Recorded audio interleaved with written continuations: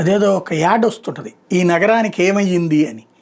ఇప్పుడు హైదరాబాద్కి ఏమైందో అర్థం కావట్లేదు. ఇదివరకు అక్కడ వర్షం అతి తక్కువ, ఎండ తక్కువ, చల్లదనం ఎక్కువ. అక్కడ దాదాపుగా నేను 10-12 సంవత్సరాలు ఉన్నాను కదా జాబ్ పరమైనటువంటి ఇష్యూస్ కారణంగా.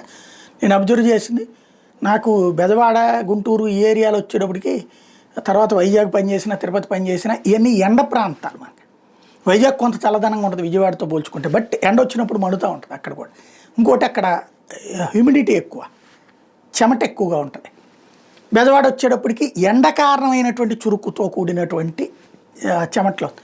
తిరుపతి మళ్ళీ హీట్గానే ఉండేది. హైదరాబాద్ వచ్చేటప్పటికి ఎండాకాలంలో కూడా ఉదయం దాకా దుప్పటి కప్పుకోవాల్సి వచ్చేది, అలాగుండేది. ఇంకోటి వర్షం పెద్దగా కనబడేది కాదు.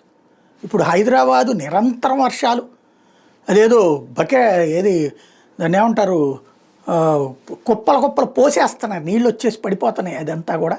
దాంతోపాటు రోజు అక్కడ ఆ ప్రాంతం ఈ ప్రాంతం అన్నటువంటిది లేకుండా ఏదో ఒక ఇబ్బంది ఎదురవుతూనే ఉంది. ఇంకోటి పోలీస్ డిపార్ట్మెంట్ మీరు మంచి ఇవైతే ఇస్తున్నారు, ఏమని ముందుగా ఇంటికి వెళ్ళిపోండి, అత్యవసరమైతే తప్పించి బయటికి రావాకండి. బట్ ఒక మెట్రో నగరంలో మీరు బయట తిరగవాకండి, ఇళ్లల్లోనే ఉండండి అనేటటువంటి స్టేజీ అవసరమా అంటే కాదు. కారణం ఏమవుతుంది, ఆ వాటర్ స్టాగ్నేషన్ వల్ల ఎదురవుతున్నటువంటి ఇబ్బంది, ట్రాఫిక్ జాములు. దీనికి మెట్రో లాంటిది పరిష్కారం కాకపోయింది అనేది అర్థమవుతుంది. ఆల్టర్నేటివ్ ఏంటి అన్నది ఆలోచించాలి పాలకులు. ఆ డ్రైనేజీలకు సంబంధించి ఒకటే గుర్తుపెట్టుకోవాలి, దశాబ్దాల క్రితం ఏర్పాటు చేసిన డ్రైనేజీలు ఆనాటి కాలమాన పరిస్థితులలో ఒక రోడ్డు, ఫర్ ఎగ్జాంపుల్ నేను ఇదివరకటి రోజుల్లో 2000 ఆ టైంలో అక్కడ జాబ్ చేసినప్పుడు సి ఛానల్లో అమీర్పేట ఇవన్నీ ఉండేది కాదు, మామూలు రోడ్డు పక్కన చిన్న షాపుల్లాగా ఉండే, ఓ పల్లెటూరులో హైవే పక్కన ఉండేటటువంటి షాపుల్లాగా ఉండే లైన్లో.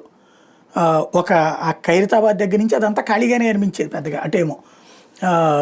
అలాంటిది ఇప్పుడు వచ్చేటప్పటికి అసలు ఎక్కడ దాకా వెళ్ళిపోయింది.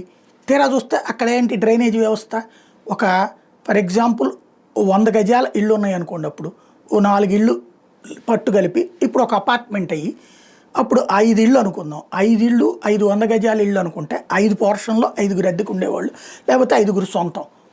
అదే అపార్ట్మెంట్ కింద పెడితే ఒక 30-20 ఫ్లాట్లు, అంటే 20 కుటుంబాలు. 5 కుటుంబాలు వదిలే డ్రైనేజీ యాక్టివిటీకి 20 కుటుంబాలు వదిలే డ్రైనేజీ యాక్టివిటీకి ఎంత తేడా ఉంటుంది. దానికి తోడు అప్పట్లో పెట్టినటువంటి డ్రైనేజీ పైప్ లైన్లని ఆ తర్వాత మార్చారో లేదో కూడా డౌటే. కాబట్టి ఓవరాల్గా దాన్ని పూర్తిగా పరిష్కరించే దిశగా అడుగులు వేయకపోతే హైదరాబాద్ అనేటటువంటిది సరదాగా ఎంజాయ్ చేయాలి అనుకునేటటువంటి వాళ్ళకి నిరంతర సమస్యగా మారుతుంది.